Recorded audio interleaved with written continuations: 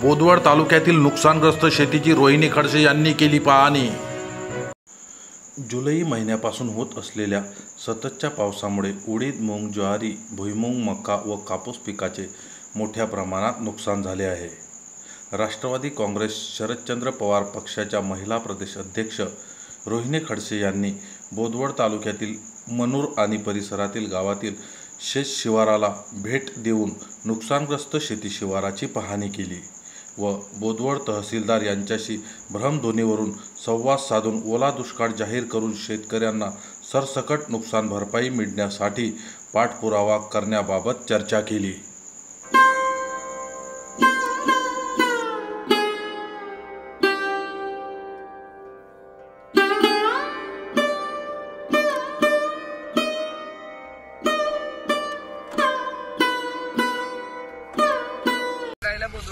म्हणजे बघायला आलेलो होतो आता, तर सगळीकडचं नुकसान खूप झालंय। तुम्ही पंचनाम्यांची लाईन वगैरे सगळी लावलेली असेल। मी काल कलेक्टर महोदयांनाही भेटून आले, साहेबांना पण सांगितलं, पण आमची सगळ्यांची मागणी अशी आहे की आम्हाला ओला दुष्काळ सरसकट तुम्ही जाहीर करावं सरकारने, अशी मागणी करावी सरकारकडे।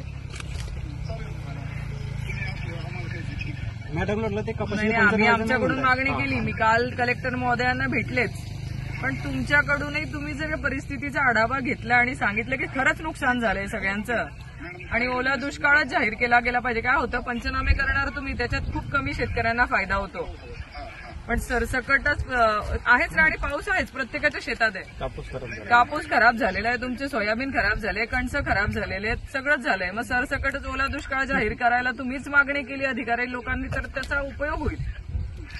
तेवढं प्लीज कराल जरा, पीक विमा कंपनीला पण कळवायचं आणि पीक विमा कंपन्यांना पण जरा तुमच्याकडून सूचना केल्या तर बरं होईल। हो साहेब, चालेल, थँक्यू।